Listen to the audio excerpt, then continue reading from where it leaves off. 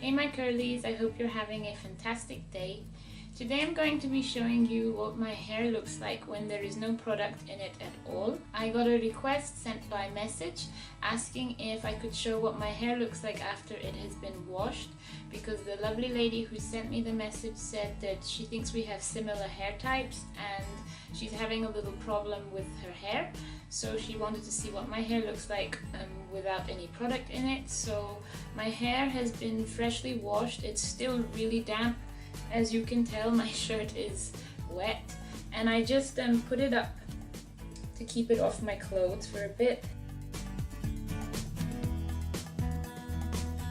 Alright, so that's what it looks like while it's still really damp. When my hair is wet, it's quite mousy. I refer to it as quite mousy just because it looks really small and little, and then as soon as it starts to dry it starts to fluff up a little bit more. I do not have the fullest set of hair.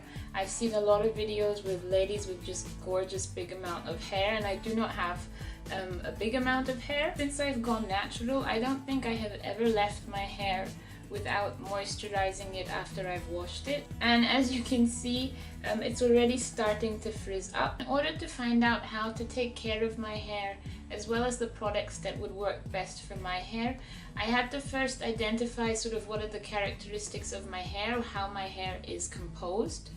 And I know that when we first start this natural hair journey, we're very excited to find out what type of curl pattern we have, and there is nothing particularly wrong with wanting to find that out. But if you're looking to see how can you take care of your hair and what products should you use with your hair, the curl pattern really isn't going to help you determine that. What does help is finding out the porosity of your hair as well as how thick the individual strands of your hair is. So I don't want to get too much into details. I do have a couple of blog posts where I've written about porosity as well as the hair width. And I'll put links to that in the description box. And I also wrote about porosity and hair width for Global Couture blog, and I'll put a link to that blog as well. It's a really amazing blog. You guys should check it out, even if you're not going to look at it for the porosity and width. There's a lot of information there. It's really fun to read through. There are three different categories. There's low porosity, medium porosity, and high porosity. And I fall into the category sort of between medium and high porosity, tending more towards the high porosity. And you can tell that because my hair starts to dry quite quickly. If I don't have anything in to help lock in the moisture, then my hair will dry up pretty quickly. So I look to use products that will help retain the moisture in the core of my hair after it's been applied.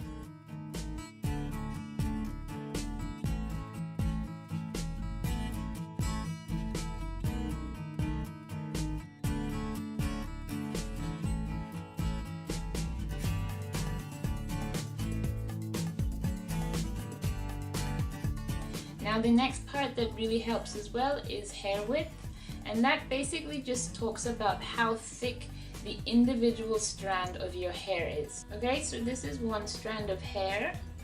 I'm hoping you can see this. So what you want, I'm really not sure if you could see that or not, but what you want to do is to check how thick or thin your hair strand is.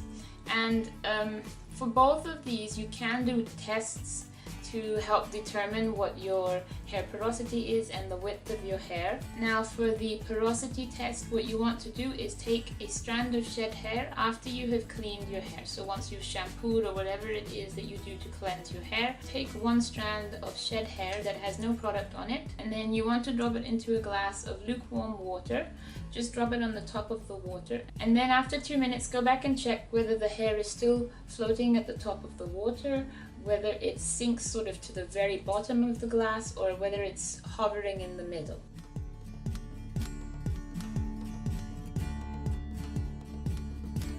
And when it comes to the thickness of your hair, the test is something that I find a little funny. You're supposed to take a strand, compare a strand of your hair to a piece of thread, and then you sort of look to see if it's thinner, sort of the same thickness, or thicker than the piece of thread, and that will give you an idea of whether you have fine, medium, or coarse hair.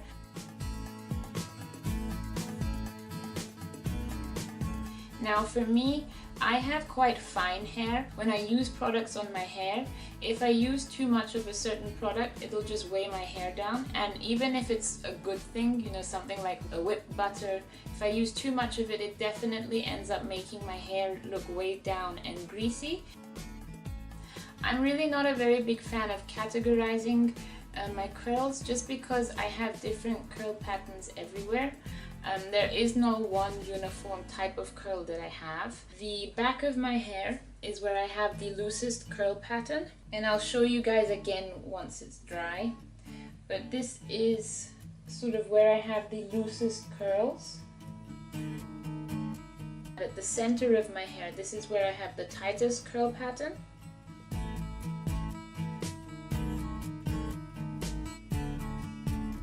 Right at my temples, at the front, this is a little bit looser than here, but it's still tighter than the hair at the back of my head. So I just have different curl patterns all over. So I didn't want to make this a very long video, and I didn't want to go too much into detail about porosity and hair width, but like I said, if you'd like to know a little bit more, then please do visit my blog. Okay, so I'll come back once my hair is completely 100% air dried and show you what it looks like.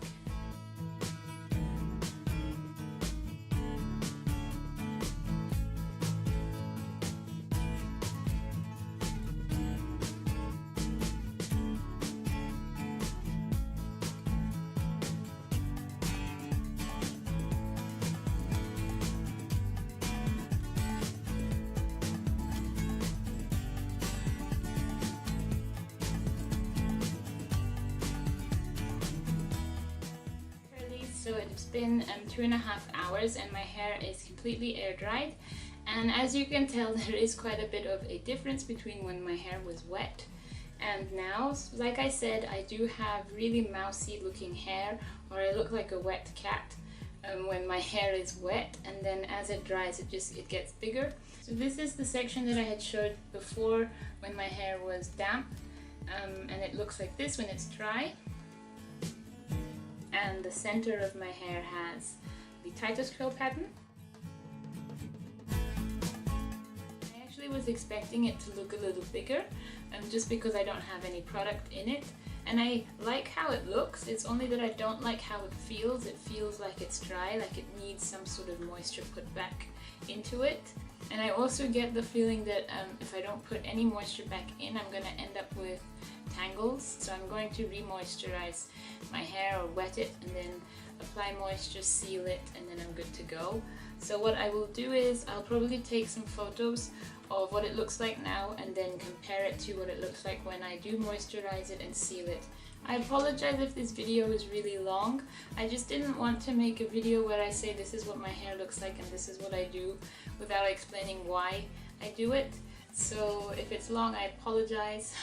And if you stuck with me this long, then thank you. I hope that this video helps someone out there in case you're a little bit confused. I want to say thank you to the lovely lady who left a message and requested that I make this video. I hope you find it and watch it, and hopefully it's helpful to you. Thank you for watching my curlies. I hope you enjoyed this video, and I'll see you in the next one. Bye!